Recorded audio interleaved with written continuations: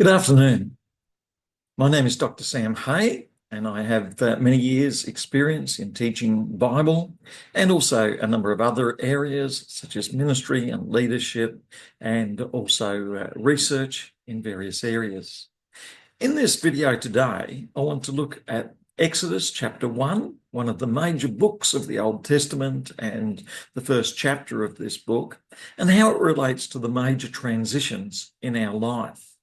In order to have a closer look at Exodus and Exodus chapter 1, we can turn to the Bible, and you can read this in an actual Bible, physical Bible, maybe paper, or you can go online where you can see many different versions, King James Version, New King James Version, or New International Version, and we could read through the passage of Exodus. And I encourage you to do that now and to also reflect on how the passages in this book speak into your life. We as Christians believe that God, by his Spirit, takes the word of God that's been revealed over many centuries to the original authors and to others who read these passages. These can be revealed to you and I, and they can be applied to areas of our life as God's Spirit takes them and applies them. And as you read through chapter 1, I'd encourage you to journal and to write down some of the ways in which these passages speak to you. If you would like to examine some of these passages and words more deeply, I encourage you to type into the computer, Google, to type in Exodus chapter 1 interlinear, and that will take you to some of the original Hebrew writings, in which if you hold the mouse button over the particular words, you can read the original Hebrew writings in the original Hebrew of this chapter, and this can help you to gain a deeper understanding of the passage. It's also valuable to have some understanding of the background of this passage and deeper insights from this passage, and to do this we often go to a commentary. And one readily available commentary online is the Sonic Light commentary by Dr. Thomas Constable, who's a well-qualified lecturer and teacher in the book of Exodus in colleges in the United States. And he's prepared extensive commentaries on each of the books of the Old and New Testament. And you can read these background commentaries on the books of the Old Testament, such as Exodus, in greater detail. And this will give you insights into the background, the date, setting, authorship, and purpose of the book of Exodus. And you can find that particularly helpful. You'll also find there on Dr. Thomas Constable's website commentary, an outline of the entire book of Exodus, which can help you get a feel for the way the book is constructed and where the major developments take place. And you can reflect on how these apply to your own life. You'll see that the book of Exodus, like many Old Testament passages, follows a chiasmic structure which builds towards major points and then back again from these major points. And the major points are situated in the middle of each of these sections, in contrast to Western writing, which often builds to a climax about 90% of the way through, just before you get to the end of each passage or book, which sets up the crisis, the problem that's being addressed in the book or the passage. Here in this chiasmic structure, you'll find that the middle of the first chapters 1 to 18, around about chapter 12 to 16, we have a major focus on having gone through the waters on towards the promised land. They face the crisis, how will God provide? And we see that God does provide manna and water that sustains them. And we see the mention of water at the beginning of the book, the mention of water as they go through, and then the crisis when they don't have enough water, and then the miraculous provision of water that flows out of the rock. So water is a major theme through this section. We'll see then another section from chapter 19 to 40, which has the major point in the middle about chapter 33 to 35. And we see there the emphasis on covenant and the covenant broken and then the covenant being renewed, which is another emphasis in the book of Exodus. So certainly a commentary and an outline can be very useful in our study of biblical books such as Exodus. The Hebrew title of the book of Exodus reminds us that this book is connected to the previous book of Genesis, which begins with chapters 1 to 11, the very early origins of the world, and then chapter 12, Abraham being called by God, establishing a family, and then his family established the nation of Israel through Abraham, Isaac, and Jacob. And then in chapters 37 to 50, we don't have the emphasis so much on Jacob, but on one of his children, Joseph, and how this descendant, this child of Jacob, Joseph, is able, though oppressed, though suffering, to lead them into the promises that God has. But Genesis doesn't end up in the promised land, but it ends up still in Egypt, returning to Egypt, not yet moving on to the promised land. And like a lot of good storytelling, it's anticipating a future moving on towards the promised land. And this reflects much of life's journey in that we hope to move on to better things. We do take steps towards better things, but often we feel as though we're still at the beginning of the journey, not yet moving fully on to the promises and realizing all the promises that we have in God. It's a good reminder that life is a pilgrimage towards the hopes and purposes that God has for us, and that there is always more for us as we journey on. So one of the purposes of this book of Exodus is to continue the history of God's people beyond the first book, Genesis, through the continuing history of the nation of Israel, beyond Abraham, Isaac, and Jacob and the 12 tribes, now to the next stage that God has in moving forward, which will be under Moses, we see described in chapters 2 and 3, and we'll discuss that in the weeks to come. In this first chapter, we see the beginning of the crisis that promotes the moving on to the next steps that God has. And in the books that follow, in Deuteronomy, Leviticus, and Numbers, we'll see a more detailed unfolding of what God is doing through giving of the law, through giving of priests and a temple, and leading the people on towards what God has for his people as revealed in these first 5 books of the Old Testament, the Pentateuch, meaning 5 books. The book of Exodus can also stand on its own, telling the story of the journey in chapter 1, 2, and 3 towards the promised land, chapter 12 moving through the water that can be a barrier, both symbolizing death but also new life as you rise up into the next stage ahead, and then followed by the giving of the laws, the building of the temple, and the preparation for temple worship, recognizing God's presence amongst us, which is able to bring fullness of flourishing and life. Interestingly, the preceding book is not yet there, and so this book of Exodus is going to represent a transitional space where the old life in Egypt, the life at times of slavery, is going to be left behind. And this reminds us that in our life journey, often we have to recognize that there are times of transition where we feel a bit disoriented, not sure of what to do, but we know that God can lead us through in better things ahead. Exodus ends again on the edge of the promised land, and we'll need to read through into further books beyond the Pentateuch of 5 books, such as Joshua and the books that follow, to see what unfolds as the people of Israel move on into the promised land. There's always a danger in feeling that we have arrived, and there is always something encouraging about realizing that there is more that lies ahead. This theme of new life and transition and nationhood and a journey towards a better promised land is repeated in many biblical books and also in many books outside the Bible and in stories and movies that are produced today. It's seen in Old Testament books such as the prophets and New Testament Gospels, where there's leaving behind of the new life, and the book of Acts moving on into the new ecclesial church that God is building through Christ. And it's seen throughout the history of the church and also in the lives of people who write about their own life journey as a journey and a transition towards something better that God has ahead.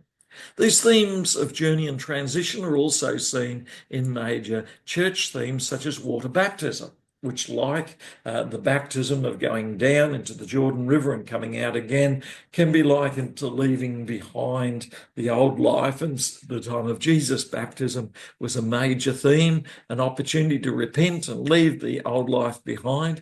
And we see in our own life journey with the church, where an infant can be sprinkled with water or baptized as a representation that the parents will raise the child out into new life that's ahead. And at confirmation, where in a church people come forward and at age 15 or a bit before or after, they say they want to confirm that commitment and know the fullness of God's Spirit on their life. Or in more evangelical churches that have baptism by immersion in water at that age of 15 to 20 or a bit older, people may go through that journey and leave their old life behind and receive through repentance and rebirth a new life that lays ahead. And in the book of Exodus, chapter 1, and the chapters that flow through ahead to chapter 12, where they go through the River Jordan, we see this theme also signified. This theme of transition can also apply beyond birth to the transition from school to work, and also in marriage, leaving of the old life behind, moving into the new life as a couple. And if there's a crisis in life and as a person goes through divorce, or if a partner or a friend passes away, there can again be a transition moving to a new life that can be seen to be represented here in Exodus chapter 1 through to 12 and beyond. So understanding the book of Exodus and its storytelling motives and ideas can give us insights into the way God is moving in our lives and leading on to the better life that he has for us. In Exodus chapter 1, we begin with the connection to Genesis and the 12 descendants and children of Israel. And if you ever need a quick list, you'll find that in Exodus chapter 1 of the 12 nations, tribes of Israel. Reuben, Simeon, Levi, Judah, Issachar, Zebulun, Benjamin, Dan, Naphtali, Gad, Asher, and Joseph. And sometimes Joseph is seen as two tribes, Ephraim and Manasseh, a double blessing upon Joseph, who brings the whole of the people into safety in Egypt before they journey on towards the promised land. And then we see that after Joseph dies and all his brothers pass on, there is a new generation that rises up. And you may find a new generation in a church where there's a new leader and younger people coming through, or in a workplace, or even in your own life. There can be challenges, because we're reminded here in verse 8 that when the new king was appointed over Egypt, he did not know Joseph. And you may experience these sorts of experiences yourself. You get a new generation of young people and your children become older and they recognize you in the same way. Or there's a new boss in a job and he's got younger people around him and they may not recognize you and know you in the same way. The Hebrew word yada for know means to recognize, to perceive, to understand, to identify with. And so new leaders may not identify with the older generation and the older leaders in the same way.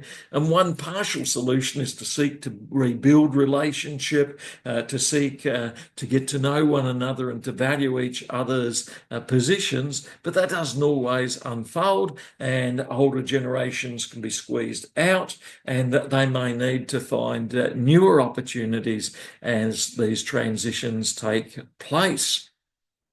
Arising from this transition that took place, there is also a sense of fear that can arise from the newer, younger generation who can look to the Israelites or the older generation and say, they are mightier than we. And you would think that would be an opportunity to appreciate, for the Egyptians to appreciate the might and abilities of the Israelites.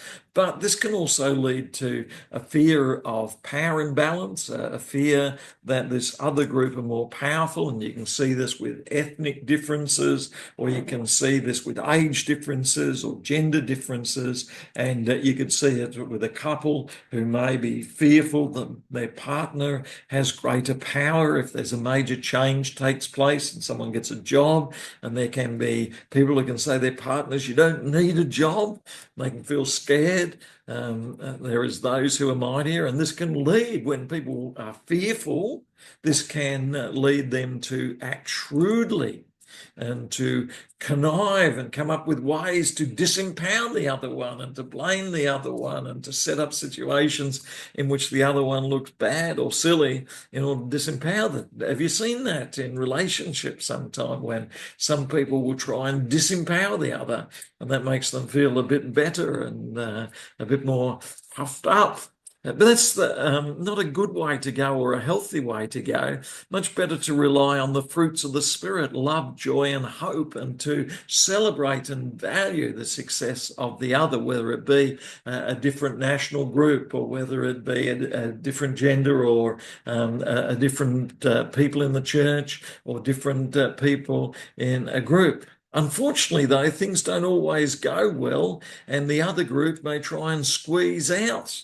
They may use deceptive wisdom, like true wisdom, but with deception, driven by wrong motives and fear and poor actions. Fear is one of the challenges that people face in times of change, and that can lead to withdraw inwardly, or can lead to bad actions, to set up people in the wrong ways or deceptively to bring others down. And we read in verse 11 that the Egyptians set up taskmasters to afflict with burdens. And so there can be affliction where one will afflict the other, and between two people or a couple, there can be an affliction that can take place when people are fearful. Much better to talk things out and to establish what is a better solution. So we read the psychologist Bruce Tuckman said that in any relationship, these difficulties are likely to form. And so whenever we get a new relationship, a new group, a new team, people get married, or people form an organisation, or we get new members in an organisation, or a new boss, there will be an initial forming in which people will say, we're going to do this, and there'll be a honeymoon period where we think we're forming the new organisation, the new group, the new marriage, things are going well. But inevitably, within 6 months, there will come the realisation that people are different. And instead of valuing the differences in people, and valuing different ways of doing things, and valuing different viewpoints, like Paul describes in Romans 12, the different parts of the body, the ear and the eye should value one another. Instead of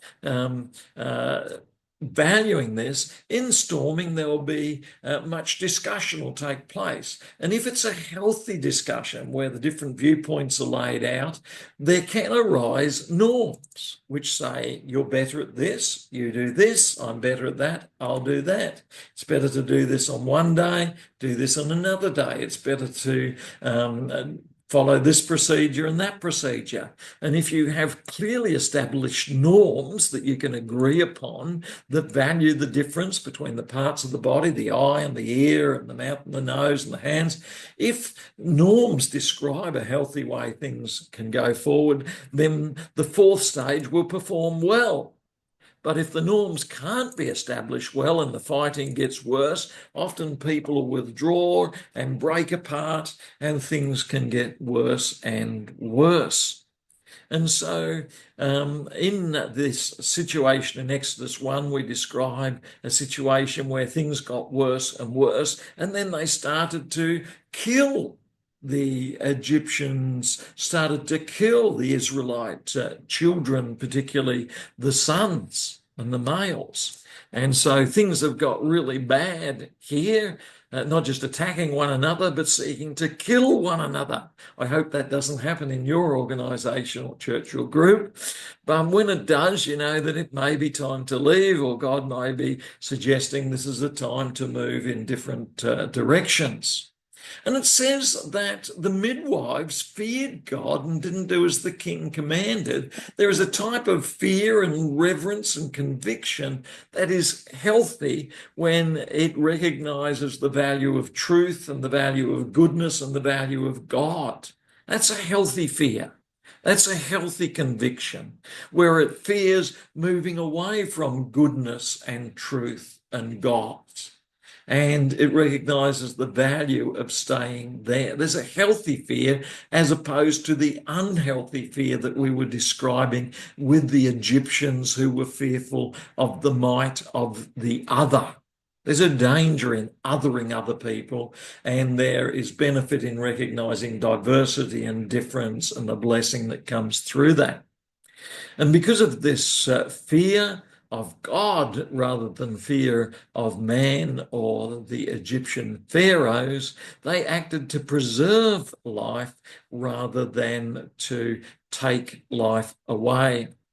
Interestingly, at a later stage, Moses is going to give the Ten Commandments. And as he gives the Ten Commandments, there will be a statement of 10 aspects of ways in which we have to be careful of fears that drive us to do wrong things. And he'll say, do not lie, and do not murder, and do not covet, and also do not commit adultery. So there's a list of things that we should not do.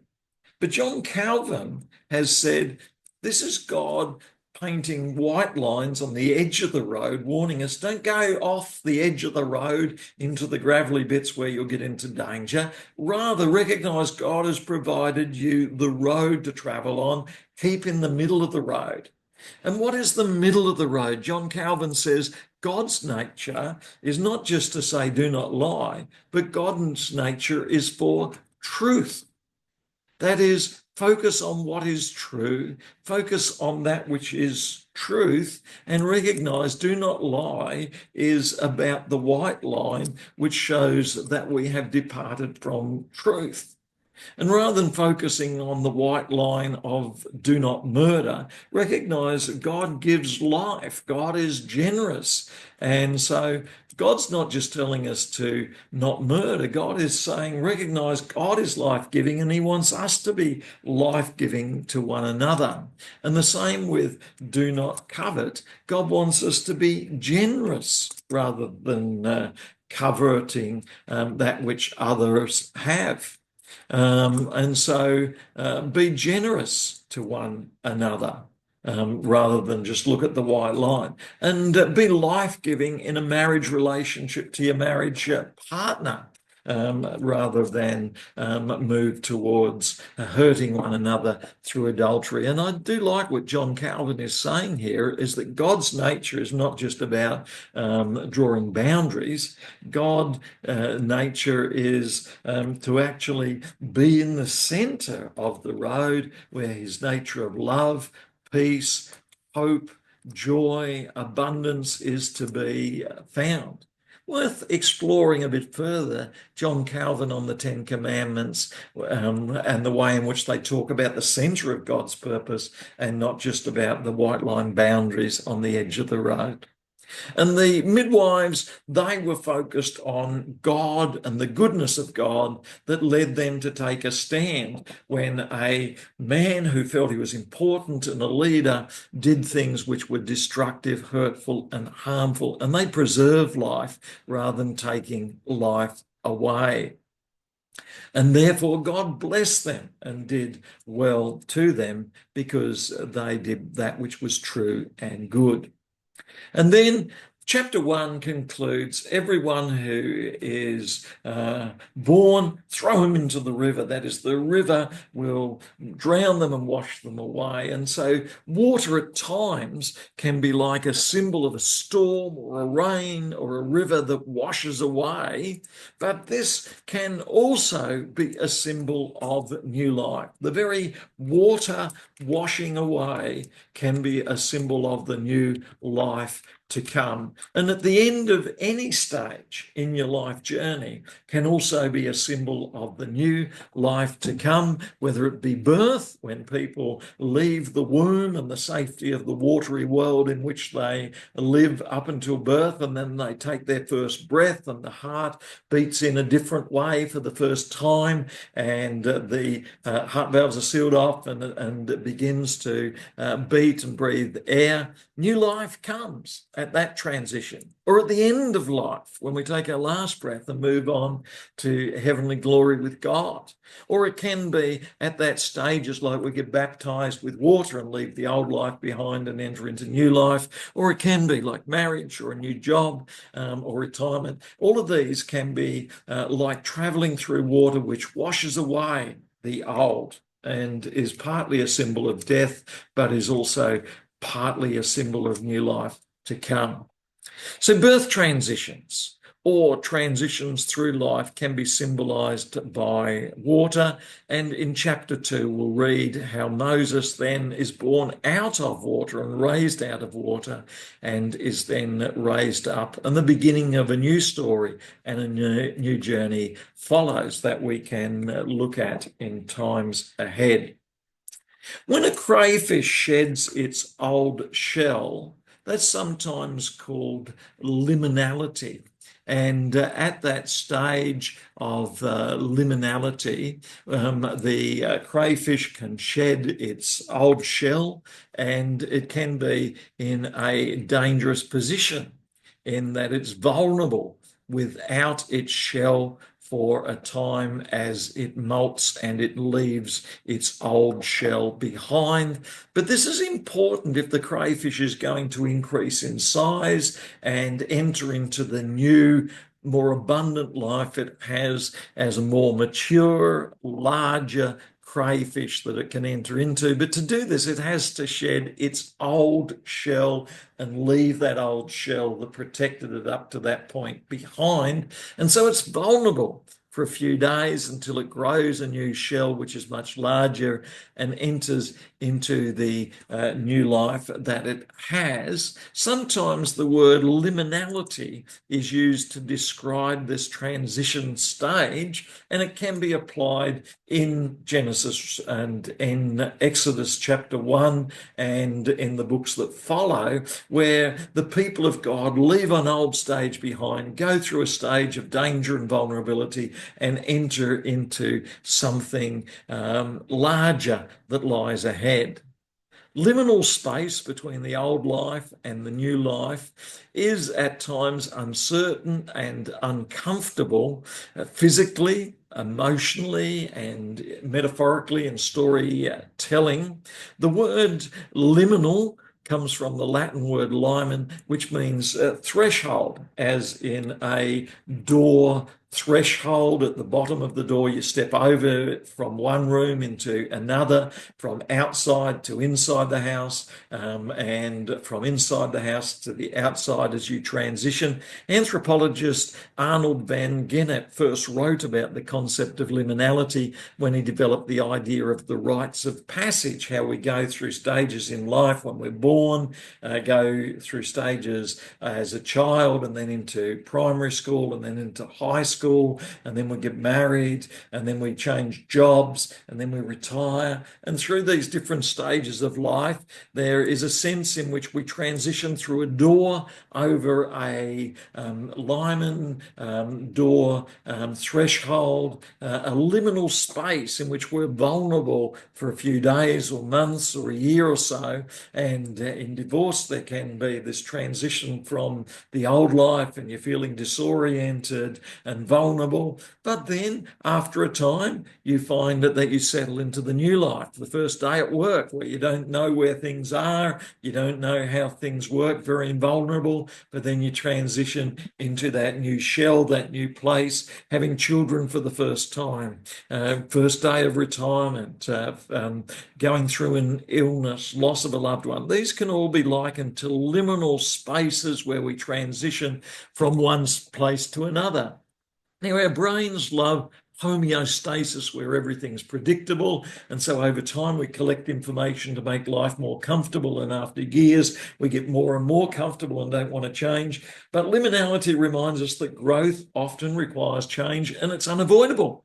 In the years of our life there will be times of transition and change. In order to move from one floor of a house to another, we may go through a staircase and we may not even notice it. But there's a period of time which, if you got trapped in that staircase because the door at the top and the bottom was closed, you'd feel that was quite scary. But it's a transition that you're going through.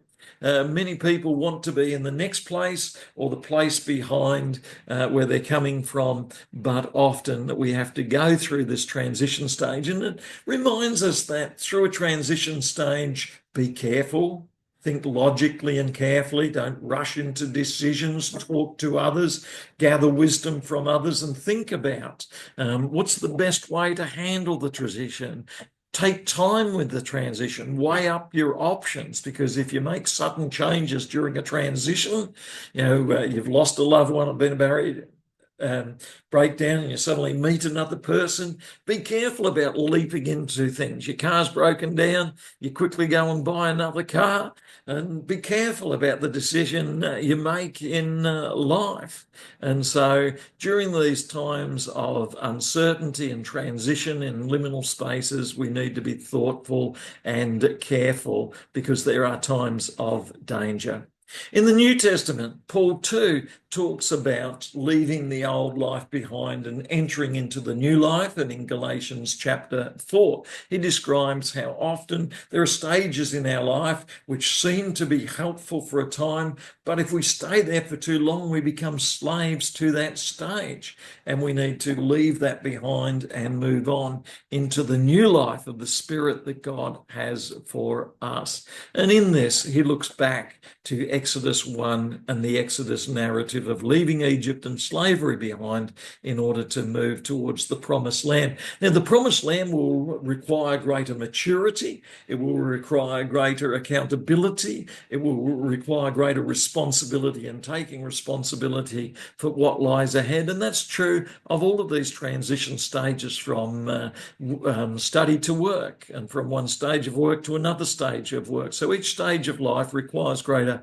maturity, responsibility, and accountability as we move into the new stages ahead. Paul's vision of a mature person described in the New Testament requires moving from legalism, where others describe the way we live, to grace and freedom, where we think through more deeply what are the responsibilities and opportunities we have, based on core ideas of love and serving and joy and hope and peace that are founded in knowledge of goodness and truth, rather than simply blindly following what others say. Wisdom is needed, knowledge is needed at these times. In Galatians 4, Paul describes how we're called to be heirs like Christ, with Christ, knowing all the truths that God has for us, rather than immature like those who are very young children who feel a bit like slaves at times because they've got to obey others to describe everything that happens in their lives. And in Romans 8, Paul contrasts life under slavery in older times to life as adoption and living in fullness of hope and the Spirit that God has for us going through. In our own life journey, baptism can signify this transition whereby we leave behind the old life, those things that have simply been descriptions of others for our life rather than fullness of life, those things that have held us back, and now we see beyond sin and fear and old habits and false identities to enter into the new life that has, and sometimes we might backslide a little bit, but we shouldn't. We need to move on to the new life that God has for us, whereby we take responsibility and accountability for making decisions informed by God and the Spirit and truth and goodness. We might need to leave addictions behind, destructive relationships behind, unhealthy mindsets behind as we move into the new life that God has. And the book of Exodus and the books that follow describe this journey in the nation of Israel. And there are truths there that we can see, and they're common to some of the ways in which storytelling is told in our own storytelling narratives that you'll see in books and stories that are written as we read and watch movies today. Some do it well and some not so well. And then as they cross the Red Sea in chapter 12, we'll see that there can be times when we feel trapped, we feel we want to go back to Egypt, and there can be a temptation to return for Egypt. But we need to know that going forward, there can be more for us, whereby we can grow, our eyesight can be expanded, our understanding and knowledge can be expanded as we go into the greater opportunity and responsibility that God has for us as we live for free people, not slaves. Galatians 5, it's for freedom that Christ has set you free. Stand firm there in this new freedom that God has, not going back to a yoke of slavery. There can be personal struggles where we need to leave old habits behind, and even for an organisation or a church that we're a part of, or a group or a workplace, there can be times of leaving old ways of doing things behind. And in society more broadly and at large, there can be times where we need to leave behind the older, less mature ways of simply rules that kept us to restrictive rules, to the freedom that comes. Let's remember the lesson of the crayfish, that there can be times whereby we feel that we need to leave the smaller world behind as we're enlarged. There can be pressures from others, new leaders, new developments who don't know us and recognise us, that we need to move on. And people may no longer see us in the same way. This can be the opportunity to move into the new opportunities that God has for us. Life is a continuous journey, and at many stages in the journey, we face a challenge of needing to leave behind what is happening. So in this video, I've discussed some of the ways in which Exodus relates to major transitions in our lives and in our churches and organisations and workplaces and society much larger. And the book of Exodus begins with this description of the ways a new generation, new leadership under Moses, new leadership of the Pharaoh not recognising this, new situations in life often present challenges, just like the crayfish, which is then challenged to grow. And it requires resolution, which at times can be restored relationship between Israel and the Pharaoh. But at other times, the pressures around the Pharaoh not wanting to change can be a reminder that it's time for us to change and move on and to grow and become more the people, the organisation, the church, the workplace that God has called us to do, as we enter into new possibilities and new opportunities and the possibility of growth to become more the people that God has called us to. I pray God's every blessing on you as you continue to be open to all that God has for you. And I pray that these reflections on the Word of God, the way it can guide us and help us, God's Spirit and God's presence through prayer and openness to what God is doing, can help us to become more the people that He's calling us to be. Thank you for this opportunity, and I look forward to keeping in touch. Thank you.